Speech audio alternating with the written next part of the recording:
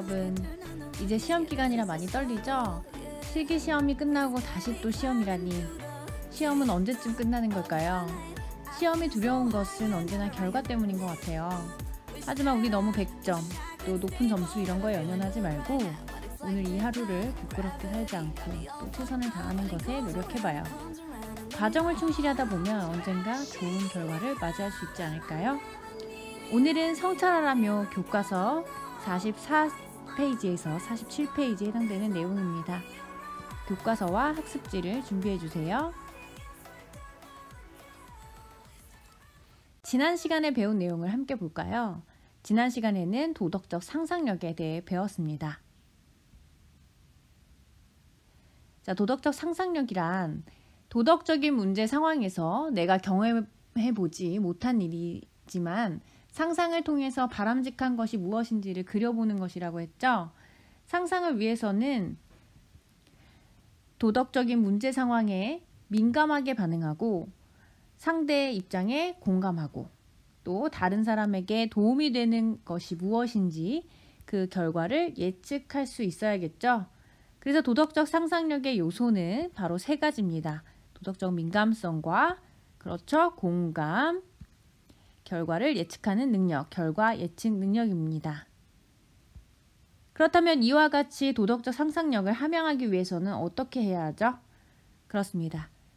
도덕적 문제에 대한 관심을 가지고 역지사지의 자세, 상대방의 입장에 공감을 하며 세 번째, 다양한 측면에서 도덕적인 문제 상황과 관련된 모든 상황을 충분히 검토하고 여러 차원에서 해결책을 모색해야 한다고 했죠.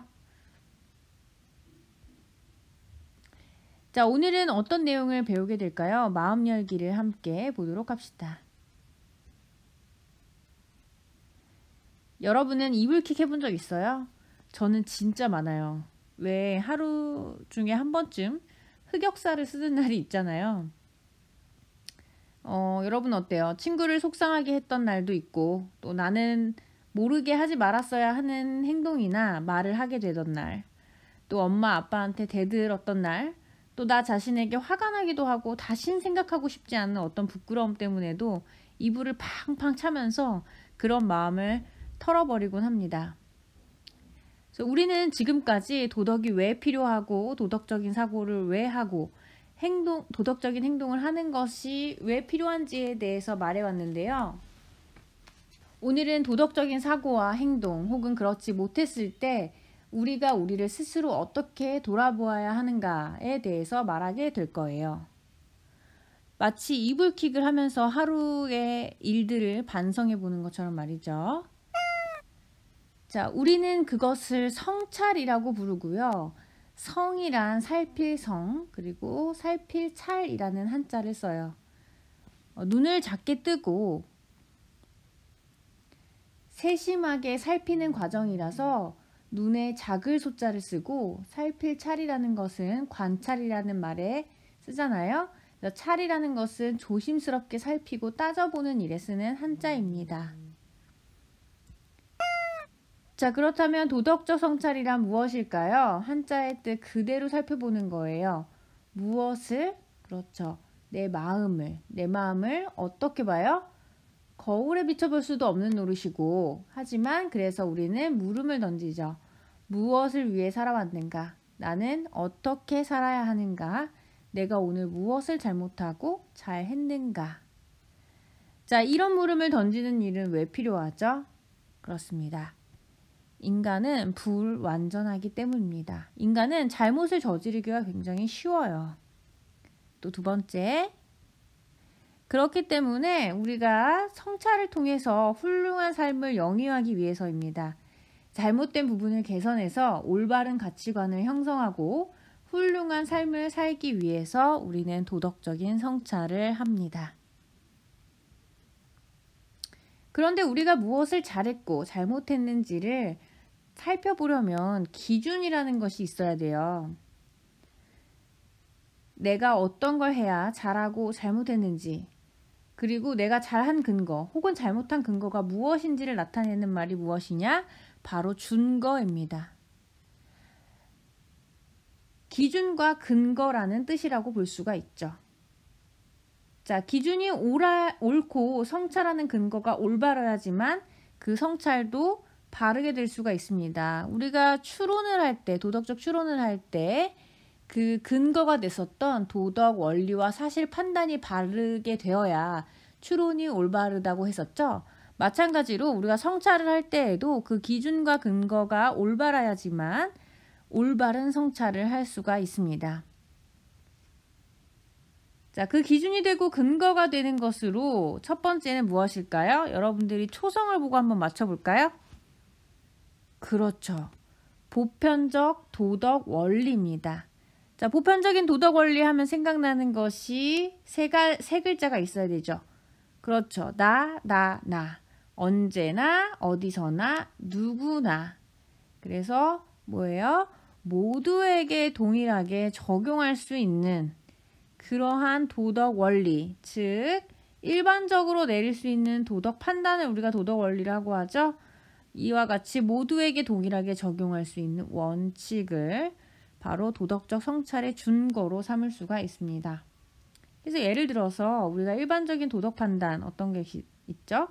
맞아요. 생명은 해칠 수 없다. 거짓말을 해서는 안 된다. 뭐 타인에게 해를 끼쳐서는 안 된다와 같은 그런 일반적인 도덕 판단을 우리가 준거로 삼을 수 있는 것입니다. 자, 그래서 모두에게 동일하게 적용할 수 있는 원칙을 가지고 내가 어떤 행동을 하기 전에 내 행동이 모두에게 납득이 될 수 있는 행동이었는지를 살피는 거죠. 예를 들어서 오늘 내가 수업 시간에 떠들어서 선생님께 혼이 났어요. 그런데 집에 와서 생각해 보니까 너무 억울하네. 그래서 나 자신을 성찰해 봅니다. 아, 수업 시간에 떠들면 좀 어때? 왜 나는 혼이 난 거지? 바로 이러한 기준을 가지고 있다면 혼이 난 게 억울하고 싫겠죠. 하지만 수업 시간에 떠들면 어떻습니까? 친구들의 수업도 방해하고 자신도 공부해야 할 것을 놓친다 라는 그런 판단을 잘 생각해 보면 방금 수업 시간에 떠들면 좀 어때? 라는 판단을 내렸다는 것이 옳지 않다는 것을 알 수가 있죠. 그렇기 때문에 올바른 준거를 바탕으로 삶을 성찰해 보아야 합니다. 자, 두 번째입니다. 자, 두 번째 도덕적 성찰의 준거는 무엇일까요? 그렇죠.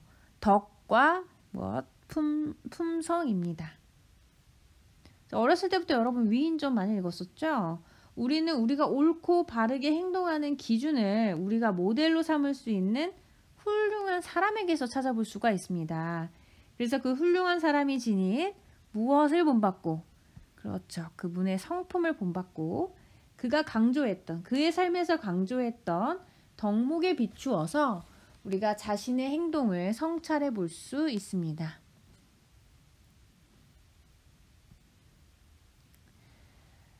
자, 덕과 품성을 가지고서 자신을 성찰해 보는 방법을 사용했던 사람을 한번 같이 볼까요? 예, 증자께서 말씀하셨다. 나는 매일 다음과 같이 세 가지 측면에서 나 자신을 반성해 본다. 다른 사람을 위하여 일을 도모할 때에 충실하지 않았는가? 이걸 바로 성이라고 합니다. 그다음에 성실했는가? 이런 이야기예요. 그다음 친구와 교제하면서 믿음직스럽진 않았는가? 제자들에게 지식을 전수하면서 스스로 익숙하지는 않았는가? 와 같이 세 가지 물음을 스스로에게 던져보면서 자신을 성찰한다고 했습니다.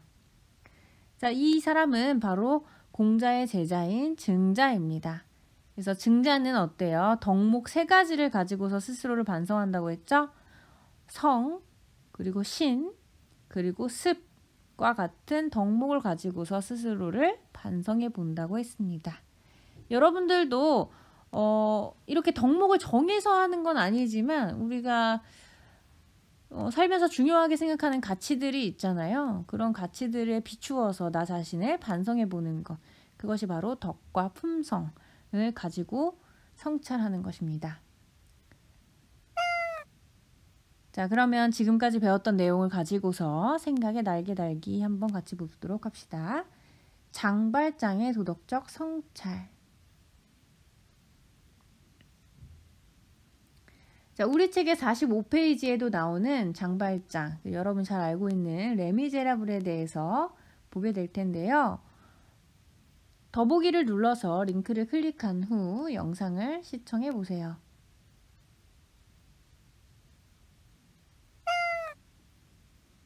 너무 멋있죠? 잘 봤나요? 자, 장발장은 어떤 내용으로 자신의 행동을 성찰했는지 그 생각 주머니에 한번 서술을 해보고 성찰 이후에 장발장의 삶이 어떻게 변화되었을지 한번 상상해 보도록 합시다.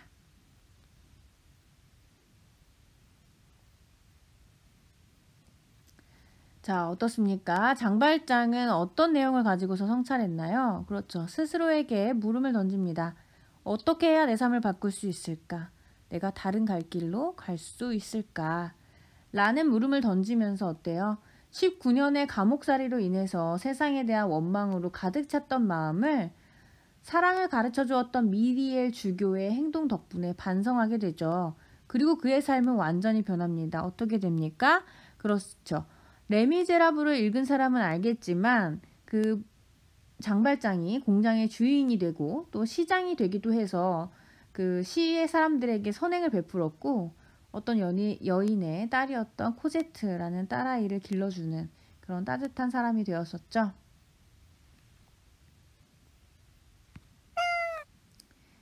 자, 방금 보았던 사례처럼요. 우리 스스로에게 물음을 던지고 훌륭한 삶을 사는 주교의 모습을 본받았던 장발장과 같이 도덕적인 성찰을 하는 방법은 매우 다양합니다. 특히 전통적으로 우리의 선조들 또 옛사람들을 본받을 만한 성찰의 방법이 굉장히 많은데요. 지금 방금 보는 바와 같이 화폐에 실린 두 분을 만나보려고 합니다. 자, 우리나라의 화폐 1,000원짜리에 있는 이황, 퇴계 이황 선생님은 여러분 잘 아시죠? 1,000원짜리에 있는 그분, 그리고 미국의 지폐에 100달러에 들어가 있는 벤자민 프랭클린이라는 분을 볼 겁니다.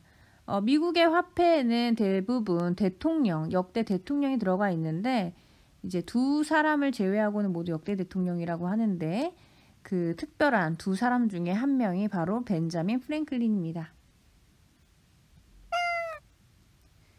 자, 먼저 전통적인 성찰 방법으로서 이황, 1,000원짜리에 나와 있던 이황 선생님 한번 볼까요? 자, 이황은 어떤 덕목을 중시했는지?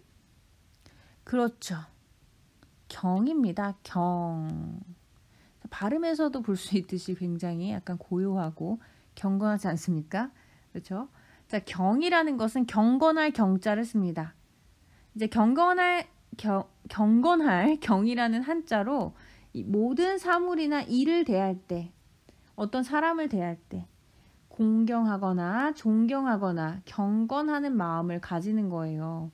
어떻게 사물이나 사람이나 일을 대할 때 공경하고 존경하고 경건하는 마음을 가지는 걸까? 그래서 이런 마음, 자세를 가지고서 수양할 때 흔들림 없이 깨어있는 상태를 의미하는 것이 바로 경이라는 한자입니다. 사실 이 한자의 뜻에 굉장히 철학적이고 깊은 뜻이 있기 때문에 우리가 한자 그 낱글자의 뜻만으로는 조금 이해하기는 어렵지만요.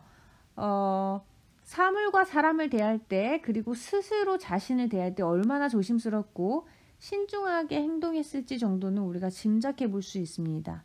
예를 들어서 보면은 이황은 아침에 잠에서 깨면 어때요? 마음을 고요히 하고 자세에 흐트러짐이 없게 한다든지 그리고 지나간 나의 잘못을 끊임없이 살펴보고 그것을 실천하려고 하는 자세를 가진다든지 하는 것을 봤을 때 이 경이라는 단어는 사물이나 사람을 대할 때 조심스러웠던 이황의 어떤 태도를 우리가 반영한다고 볼 수가 있습니다. 자, 그 다음 두 번째는 미국의 100달러 지폐에 있는 초상의 주인공인 프랭클린입니다. 벤자민 프랭클린이라고 하고요. 물론 이황 선생님은 굉장히 훌륭하신 분임에도 불구하고 이제 어떤 1,000원짜리라는 지폐에 실리셨지만은 프랭클린은 100달러입니다, 여러분. 100달러 지폐에 있는 초상의 주인공인데 이분은 가장 지혜로운 미국인으로 불리는데요. 그래서 과학자이자 정치가이자 성공한 사업가이자 뭐 외교관이자 그래서 여러 가지 N잡, 뭐 3잡, 4잡까지 하셨던 분인데 어떻게 해서 이분이 이렇게 다양한 직업들을 여러 개를 할 수 있었냐 하면 자기 관리를 굉장히 철저하게 했기 때문이라고 해요. 그래서 이 사람의 자신의 성공 비결로 자신이 이야기한 것은 한 권의 수첩이었는데 그 수첩은 13가지 덕목으로 자신을 성찰하는 수첩이었다고 합니다. 그래서 13가지 덕목은 뭐 절제나 침묵이나 질서나 결심이나 스스로가 정해놓은 덕목이었는데 우리 아까 성찰의 준거로서 덕과 품성을 가지고서 성찰해 볼 수 있다고 했잖아요. 23살 때부터 도덕적으로 완벽해지겠다는 목표를 세웠던 그는 자신에게 가장 중요한 가치관에 대해서 고민을 하면서 수첩에 자기가 지켜야 할 13가지 계획을 세우고 이 계획을 꼭 지키기 위해서 마음을 먹고 실천하면서 체크를 했다고 합니다. 뭐 열정이 거의 윤호윤호급이죠. 그죠? 매일 자신의 노력을 기록한 것이 50년 동안 무려 200번 정도의 반복을 했다고 해요. 대단하죠? 실제로 벤자민 프랭클린의 이런 훌륭한 삶 때문인지 이분의 명언이 굉장히 많습니다. 하나만 같이 볼까요? 여러분이랑 공유하고 싶은 것이 있어서. 삶이 비극인 것은 우리가 너무 일찍 늙고 너무 늦게 철이 든다는 점입니다. 너무 멋있지 않나요? 이런 생각을 일찍이 하고 있었기 때문에 프랭클린은 시간 관리에 대한 중요성을 굉장히 많이 말했던 사람이에요. 그래서 프랭클린 다이어리가 있을 정도로 시간 관리의 대명사로도 아주 유명합니다. 이렇게 자기 일을 철저하게 절제하고 또 도덕적으로 살기 위해서 수첩에까지 적었던 노력들을 우리가 좀 본받으면 참 좋겠죠? 자, 다음은 불교와 그 다음 그리스도교의 성찰 방법입니다. 불교의 성찰 방법은 참선이라고 합니다. 사실 참선이라는 한자의 낱글자의 뜻으로 불교의 어떤 성찰 방법을 파악하기는 조금 어렵고요. 이 참선이라는 것이 어떤 것을 뜻하는지 여러분이 잘 알아두시면 되는데요. 스스로 성찰하여서 깨달음을 구한다. 그래서 불교는 깨달음의 종교라고 할 정도로 자신 스스로의 깨달음을 추구하는 종교입니다. 자, 그 다음 그리스도교 볼까요? 그리스도교는 여러분이 잘 아는 기독교를 이야기하는 것이고 이 기독교에서는 기도를 통해서 하나님께 기도를 하면서 자신의 삶을 되돌아보고 올바른 삶에 대해서 다짐을 합니다. 여기서 올바름이라는 것은 기독교에서는 하나님이 뭐 성경을 통해서 알려준 그런 삶을 이야기하는 거겠죠. 그래서 신의 뜻을 어기지 않는 그런 올바른 삶을 다짐하는 방법을 활용했습니다. 자, 현대에도 성찰의 방법은 전통적인 성찰 방법 못지않게 굉장히 다양해요. 그래서 여러분도 알게 모르게 여러분들도 아마 많은 생각을 하면서 오늘 나의 하루를 성찰하고 있었을 텐데 우리가 성찰을 했는지 안 했는지 잘 모르고 있었을 뿐이지 여러분이 이불킥하는 것도 다 성찰의 방법 중에 하나라고 저는 생각해요. 뭐 글쓰기, 좌우명 실천하기, 명상하기, 여행하기, 음악 듣기 등을 통해서 우리는 하루의 일과들을 정리하고 내가 도덕적으로 살았는지 그렇지 않았는지에 대해서 내 마음의 상태를 돌아보고는 합니다. 자, 나만의 성찰 방법, 여러분은 어떤 성찰 방법을 쓰는지 우리가 한번 서로 소개를 해줄 건데요. 선생님의 성찰 방법은 인스타예요. 인스타그램 하는 거. 그 선생님은 자기 전에 인스타를 꼭 하는데요. 이 인스타그램에 그날 있었던 일이나 생각들을 사진과 함께 기록하는 걸 선생님 굉장히 좋아해요. 물론 인스타를 통해서 일상을 공유하고 소통하는 것도 하지만 그날 인상 깊었던 일이나 후회되었던 일들을 정리하면서 반성하기도 하거든요. 그래서 첫 번째 사진은 어느 날 너무 일을 하기 싫어서 빈둥거리다가 만보 사진을 딱 봤는데 그 만보가 쌤한테 일을 하라고 이게 재촉하는 표정인 것 같아서 이렇게 인스타그램에 이래라 라고 스스로 자신에게 하는 말로 올리고 얼른 일을 시작했던 기억도 있고요. 어떤 때는 다른 사람의 행동을 이해하지 못해서 불같이 화를 내다가 어떤 그 유명 방송인의 이야기를 보면서 선생님이 제 자신을 반성했어요. 남을 잘 이해하지도 못하고 또 내 자신에 대해서도 잘 이해하지 못하는 나 자신을 반성하기 위해서 이런 글을 올렸습니다. 약간 오글거릴 수 있지만 한번 들어보세요. 타인에 절대 완전히 이해한다는 게 가능할까? 나는 불가능하다고 생각한다. 나도 나를 모르는데 남이 나를 어떻게 알겠는가? 어쩌면 우리 삶의 근본적인 외로움을 없애는 방법은 이런 사실을 인정하는 것일지도 모른다. 그저 나의 마음을 조금이나마 이해해줄 몇 안 되는 소수의 사람이 있다는 것이 큰 위로가 될 것이다. 이런 이야기를 보고 남이 나를 많이 알아주기를 바라는 내 자신에 대해서 좀 반성했던 적이 있었거든요. 여러분의 이 글귀가 이해가 될 수 있을지는 잘 모르겠지만 네, 한번 공유를 해봤고요. 어쨌든 성찰이 좀 별건가요? 나 자신을 되돌아볼 줄 안다면 그게 바로 성찰이라고 볼 수가 있습니다. 지금 성찰을 한다고 해서 내일 바로 훌륭한 삶을 살 수 있는 것은 아니에요. 하지만 그럴 때마다 조금씩 그리고 꾸준히 자신을 되돌아보려고 노력을 하려고 한다면 어느새 더 나은 나를 발견할 수 있을 겁니다. 자, 생활 속에서 실천하는 생생한 도덕 OX 퀴즈입니다.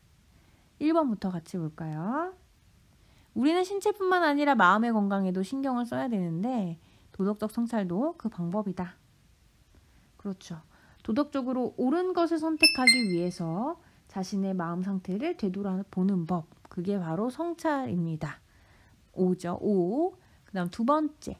프랭클린은 성실, 믿음, 복습의 3가지 덕을 기준으로 매일 반성했다.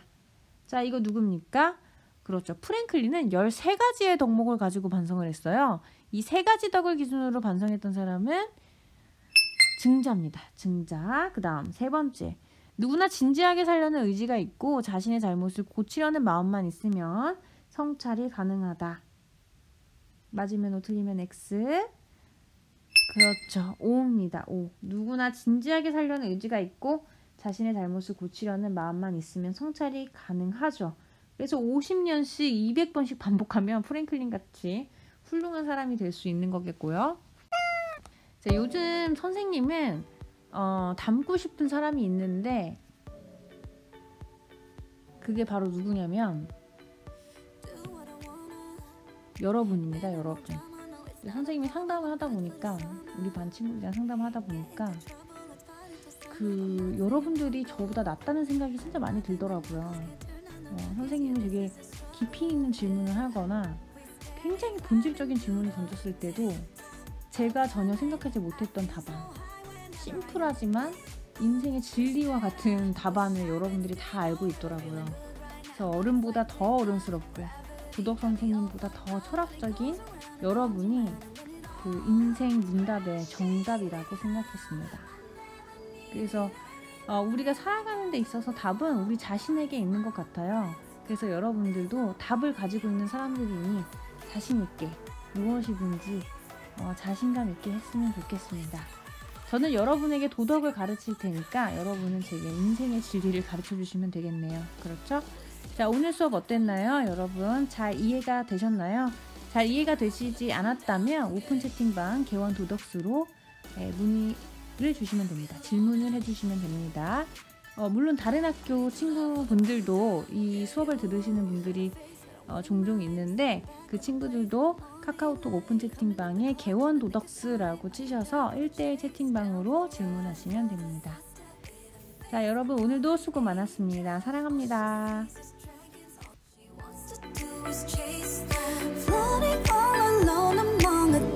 Sea of strangers. Is there anything more? Is there anything